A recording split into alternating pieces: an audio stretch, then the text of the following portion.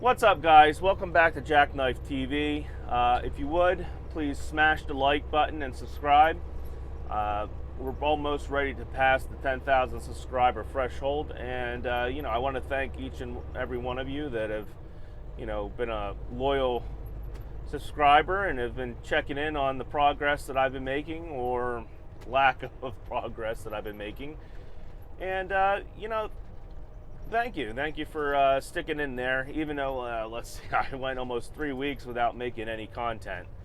So right now we're getting ready to turn into the Pottsville, DC here for Tyson. What is this, the Hamboldt or something, or the High Ridge Industrial Park?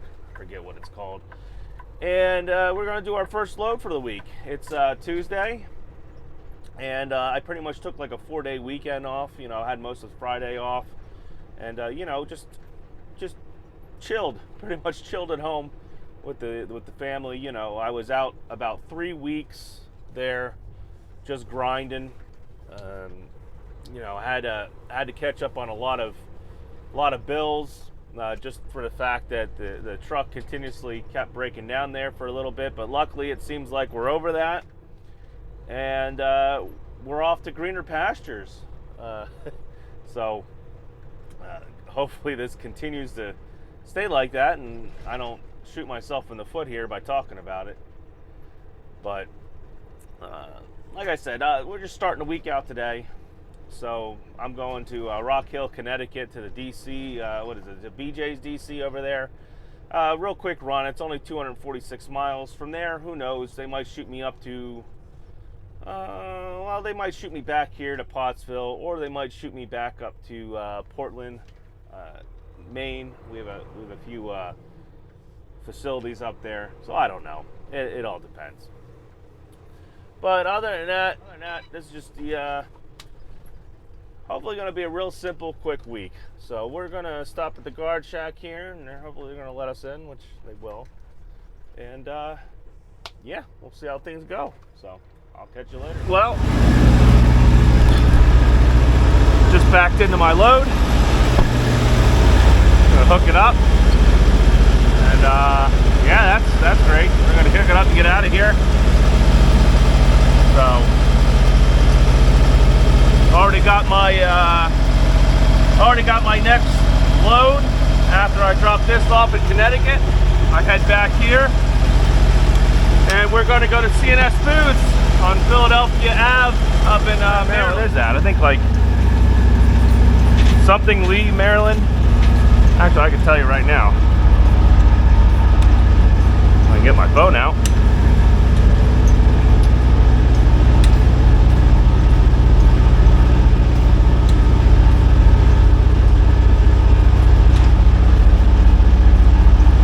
Oh, Abilene, Maryland. There we go. Yeah, headed out to Abilene. Take my pictures here. Looks like they're spending about $500,000 to put a new drainage ditch in. I guess DEP wasn't happy about the old one. All right, there we go. Oh, let's do our paperwork here real quick.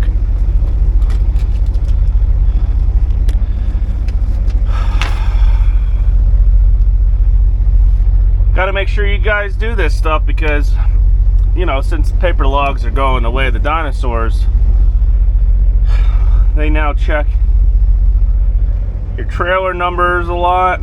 Make sure you got them down in your log. And they check your BOL numbers now. Because, they got nothing else better to do.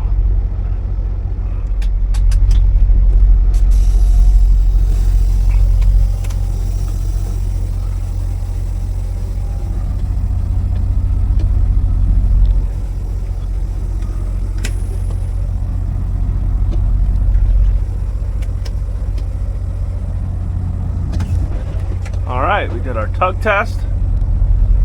Let's get going. Alright, we're just gonna head out here and go through the guard check, and I don't know, maybe I'll think of something to talk about while I'm going down here. So, all right, so we had some technical difficulties there.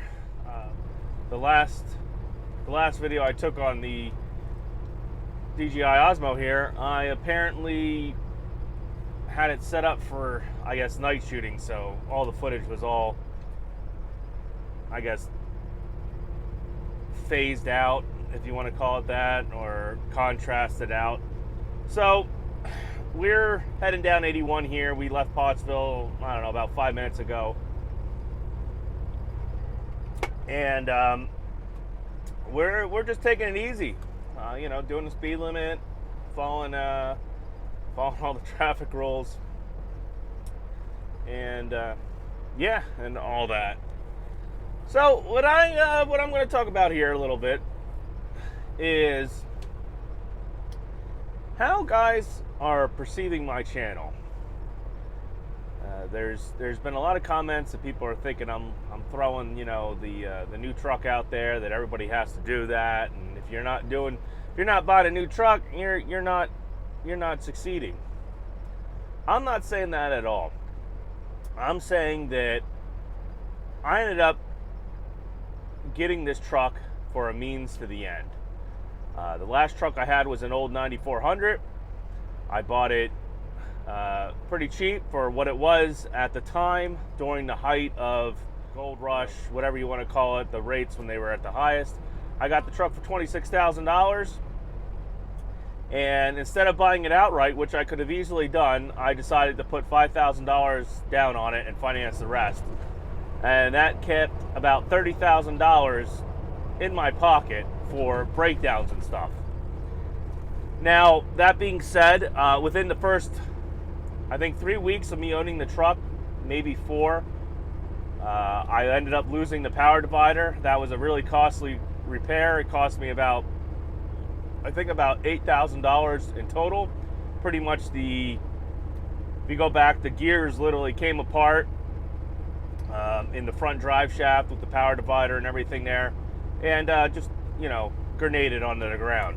So unfortunately, the people that I got to fix it, they took a little bit of advantage of me. They bought the axle used and installed it, and, well, I should say the pumpkin. They bought the pumpkin used, or the gears and everything, and installed it, and charged me like $2,500 for that, when I come to find out the yard that they pulled it from or got it from probably charged them about $600 to $800 for it. So, I mean, I don't mind a little markup, you know, $1,200 is fine, but just to double the markup, you know, is, or actually more than double the markup on the used part, that was a little steep, but, you know, it is what it is. So that being said, you know, I basically got this truck for a means to the end. Now, would I have put an engine in the 9400 when I had it? Of course I would have. But the problem was, when the engine blew on the 9400, I had some money saved up, but not enough to basically pay for a full in-frame. I could have maybe swung a used engine, but at the time, it just didn't seem prudent enough, because the truck still had more problems. It was still old. I still was going to probably have to have the whole front suspension changed on it soon, new kingpins and whatnot. To me, it didn't feel like they were bad, but just the age of the truck, I would imagine it was going to need a lot of extra work. And, you know, a 9400, just the resale just isn't worth that much on it. So I tried to get a loan through the finance company that I had the truck through, and they basically said that, you know, they're throwing good money at bad, and, you know, with the market down and everything, it just wasn't a good financial choice for them. They're what do they call them? They're underwriters. Their underwriters did not feel that it was a good idea to loan me like $30,000 or $40,000 on a truck that was worth $15,000 or less. Well, now with the engine blown on it, it was worth practically nothing. And in the market, the way the volatility of the market was, and the business at that time, it just wasn't worth their financial risk to continue to loan me money to keep this old truck on the road. So that's how I ended up with this T680 Next Gen and my huge payments. That's how I ended up with this, because I just couldn't get a loan on anything else used at the time, and I was able to get it on this, a brand new truck. So I sold my pickup truck. I took the money that I still had left in savings, business savings, and I took the money that I got from selling my pickup truck, and I put it down on this truck. And that's how I ended up with this brand new truck. Now, a lot of guys are saying it was a very dumb idea. I should have went back to being company and whatnot. But those are all personal choices there. That's not really technically a financial choice. That's a personal choice at that point, at that moment in time. I wanted to continue to run my business, and to do that, I needed a piece of equipment that would do that. And that's how I ended up in the situation I'm in right now. Is it hard? Yeah, it's a little frustrating now. Was it easier before? Maybe a few months ago? Yes, I was really easy to still have the weekends off, come home multiple times during the week, and still run this truck and make a hell of a profit. I was still netting like $5,000 to $7,000. Now apparently the market has dropped so much that at least it's affecting, a dedicated customer that I have. It's affecting Tyson, I guess. Maybe it's just Tyson. Maybe Tyson's having the problem. It could be a whole host of anything. It could be maybe another carrier came in and took certain lanes away. It could be anything, and that can happen to you anytime. In trucking, anytime your customer your customer could drop you, your broker could disappear, your broker might run out of money or whatnot, and you have to be able to keep yourself liquid with cash enough that if things change, that you're able to make changes with it. If you could not make changes real quick on a fly in trucking, you're going to set yourself up for failure. You're eventually going to whittle away your savings. You're going to find it hard to make a profit and still be able to pay yourself either what you were paying yourself before, or what you can pay yourself now. It all depends on whether or not you can transition. A lot of guys, they'll set themselves up as they're never going to haul anything else other than dry van, and dry van rates drop to the freaking floor, and they're scrambling now to try to figure out how to do reefer, how to do flatbed, how to do this and that, and they try to move on to the next best thing that's making better profits. And usually by the time that happens, by the time they either transition or figure out what's going on, it's already too late. The ripple effect is already started. It eventually transitions into other segments of this industry, whether that be dry van, flatbed, reefer, and it just starts a snowball effect. So that being said, you can still make it through this downturn right now. It's just a matter of which you're going to either have to work harder, and when I mean work harder, I don't mean maybe take an extra load or use a different load board. I mean physically work harder. You're going to have to stay out in the truck.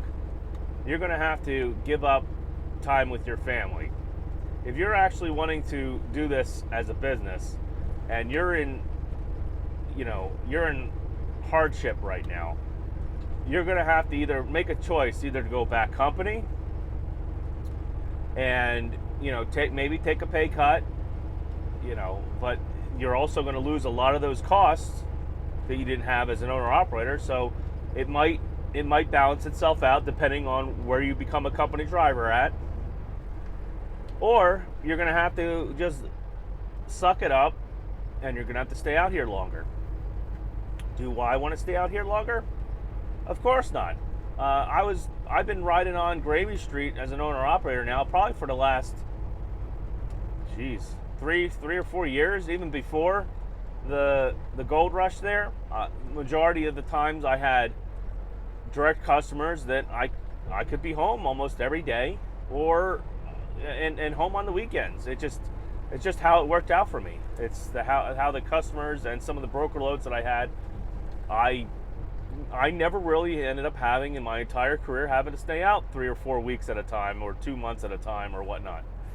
But as of right now, with the way things are and my financial obligations, one, to this truck, and two, to my home expenses and certain things that I'm digging my way out of a hole with, I have to stay out here probably at least 2 weeks, at least, maybe 3. I don't know. It all depends. So what I'm trying to get through to some of you is, just because you don't know where to turn next, you think it's time to hang up the towel, jump out, and just give up. Maybe you're just going to have to make a little more sacrifices, whether that be with home time, whether that be with maybe how you're running. Maybe you might have to take it easy, slow down a little bit, maybe stick another couple $100 in your pocket at the end of the week, in fuel savings. It's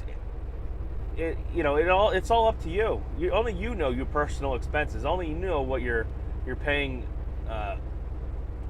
money towards. Heck, if you go into some of the subscriptions you have, you might be spending $200 or $300 a month in subscriptions between, I don't know, Netflix, Xbox Live, and the list goes on and on. And I know some of that is, your family, I wouldn't say relies on it, but has come accustomed to having those things and enjoying that. But when push comes to shove, do you still want to have your business? Do you still want to be an owner or operator here once we start digging our way out of this hole, out of this low, out of this lower than usual, I would say lower than usual, but out of this slump of lower market rates? Do you want to be on the forefront when rates start coming up to a more realistic amount, I guess you could say? Because the people that make it through this are going to be the people that, turbocharge themselves when the market does come back. They're going to be the ones that accelerate. They're going to be the ones that have bought all these cheap trucks up and are able to put get their foot in the door to these customers that have, dedicated accounts, and they're gonna basically make themselves more profitable after this. Now, do you want to be there when that happens? Or do you want to be a company driver, maybe have to save your money up again for another year or two and come back out here and do it all over again? And now, I'm not faulting you for stepping back as a owner-operator, but you're going to have to decide personally when enough is enough. Whether that, whether that's either through, the profits or maybe how much time you're putting into the business, you're going to have to make that decision, because I don't know your expenses. I don't know exactly where you're trying to be in the next few years. And that too. A lot of guys come out here and they'll become an owner operator, and they don't think 5-10 years down the road where they want their business to be. Are they setting themselves up to stay a one man owner operator, or are you planning to expand and grow your business? And this guy's really screwing me. Thank you very much. I guess I'll just stay behind him because I don't want to mess around with anybody. Like I was saying, it's really up to you and your personal finances and where you find yourself. All right, so we are getting off here.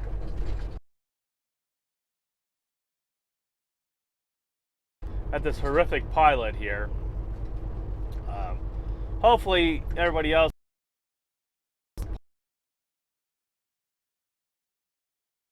it's just a, I don't know, a pilot franchise, let's just say that. Got an oversized load coming up.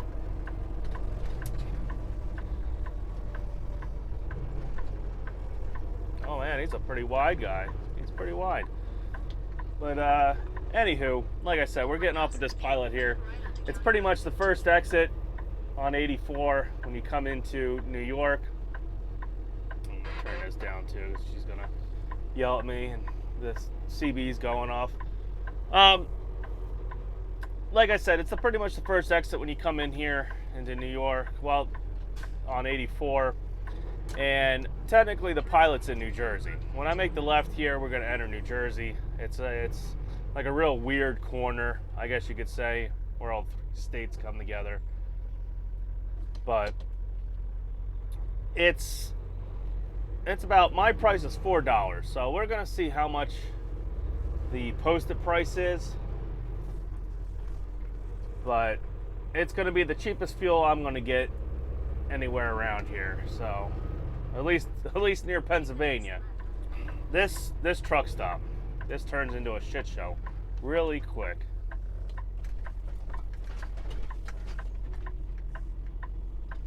All right. It doesn't help you get guys that come in here and they treat it like a normal truck stop. They'll stay in the, they'll take the 30-minute break in the fuel island or dick around doing something. I guess looks like I'm gonna be waiting anyway. There's only about 4 or 5 pumps here. And I bet you every mega carrier has this stop on their fuel stop list, because all the time, it's usually Western Express, Swift, Prime, all the big guys are usually in here. Especially when it turns, I don't know, about 4 or 5 o'clock. I don't know if the drivers just don't know that this isn't a real truck stop or what, but they pile in here, and you'll get them. They'll park here. They'll park over there in front of the dumpsters and stuff. And you need that whole area to turn in. So they usually get yelled at to move, and then they'll try to park over there near the propane tank. And there's technically only 1 or 2 spots, maybe like 3 if you decide to park right there. 3 spots in this truck stop you can actually stay at. So I'm not going to waste anybody's time, so I'm going to pretty much save you the waiting game here, and we'll wait until I'm pulled into a pump to complain about this place more. All right, so here we go. We're going to pull into this really tiny ass pilot. You got to swing real wide in here, or you'll definitely catch something. In fact, this is the worst spot to be in, this end one right here, because you don't have anywhere to pull out from here.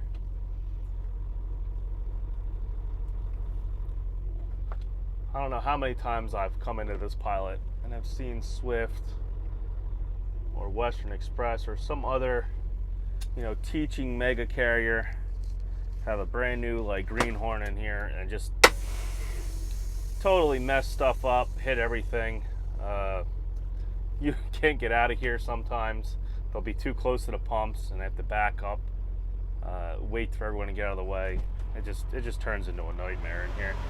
So let's I don't know, let's put about 80 gallons in this thing. All right, so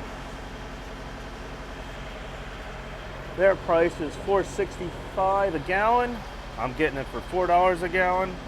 So thanks to the Com data card I get with this company here, which I don't know, if I went to go get my own card, I don't know if I'd be able to get 65 cents off. I highly doubt it.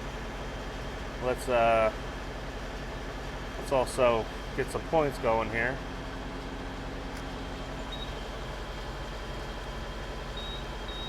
I'm gonna have to get reefer fuel too, so I'm gonna get some points for reefer fuel too.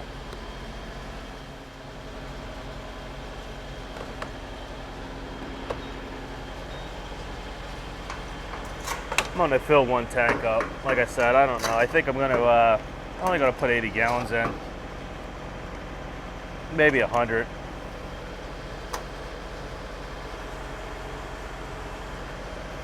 Gotta watch some of these. They like to jump out. And now we wait.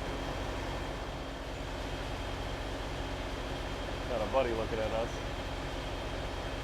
I don't know if he's friendly or not. I'm gonna lug it. Like that. Alright, so he wanted to get out and kick my butt. Let's see if Pam can get out of here. Doesn't look like it.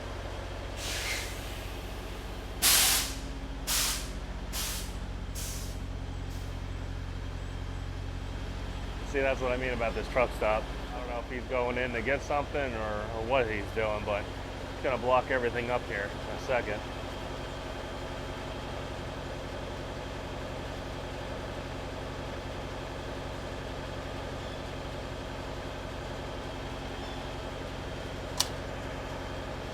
All right, well, I guess that's all we're gonna get right now.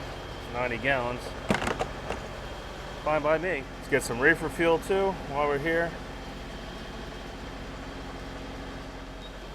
Pull the truck up. Oh man.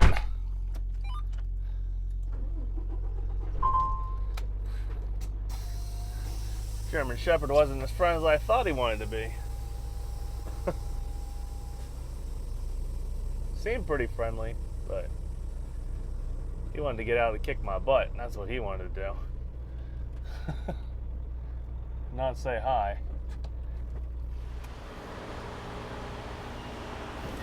Put some reefer fuel in it, which is not my responsibility. Tyson pays for all the reefer fuel, so we'll fill her up. And that way, on the way back here, I should still have enough reefer fuel that I ain't gonna have to stop. I can just drop her right off in the yard in Pottsville, because that's where I'm coming back to Pottsville. So.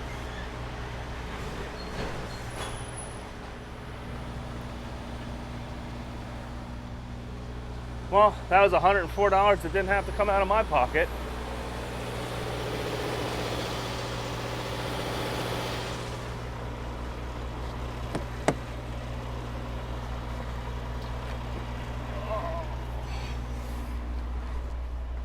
Actually, you know what? While I'm here, let's give her all this extra garbage. While I have it sitting around the truck.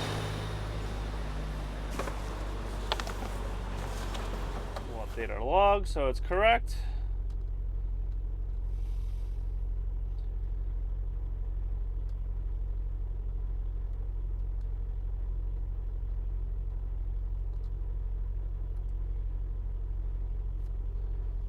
All right, let's get out of here.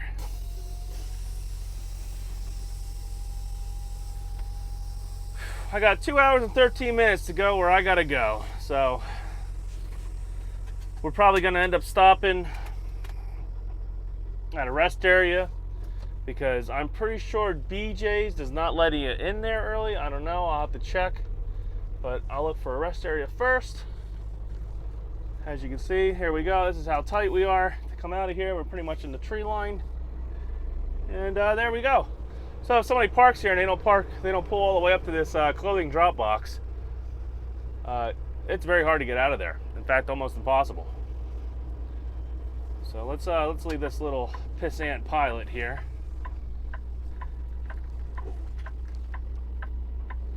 And hopefully get out of here pretty quick. Well, he's turning. You're going. Looks good to me.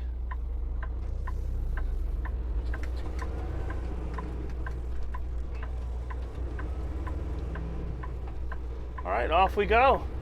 Now we just gotta climb this monstrous hill / mountain here when we get up on 84 out of Port Jervis.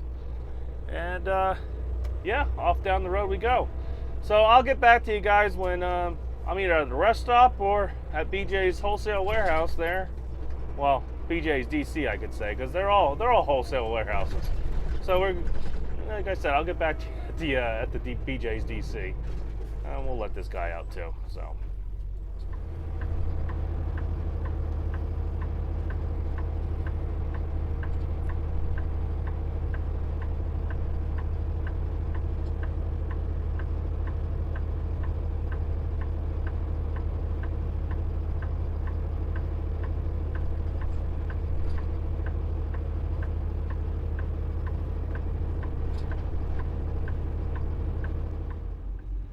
Well, I'm just pulling into the way station / rest area here off of 91. Looks like they're going to repave all this. I don't know what's going on, but it says no parking after midnight. So, good thing I don't have to park here that long. I only have to park here just long enough for... I'm trying to figure out how everyone's parking here, because they're parking all over the place. Around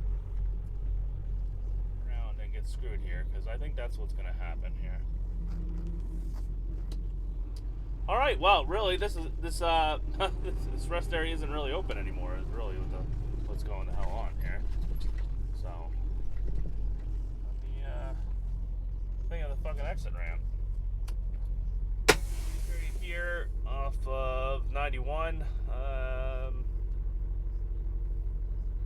don't know what mile marker we're at. Alright, well, we're just before mile marker 20. So I don't have to, I'm not going to really be here that long, so I mean, I guess it doesn't really matter. I'm only going to be here till probably about 7:30. My appointment ain't until 8 o'clock. So I'm just going to sit here until, I don't know, about 30 minutes before my appointment or whatnot, and shoot on over there, because I'd like to try to get my 2 hours in here at least for a split sleeper break, and we'll see, because I know for a fact that they will not let you park on the property here when you're done. You have to leave the property. So that's going to be fun. I'm going to have to try to find somewhere to park, because it ain't going to be at this rest area, obviously, because by that time I'm sure I won't get out of there until at least 10, 11 o'clock at night. But this day's pretty much winding down, so I'm going to head on over there, I guess, or that's what you'll see me, is heading on over there to make the delivery, and you know, we'll see how it goes, I guess.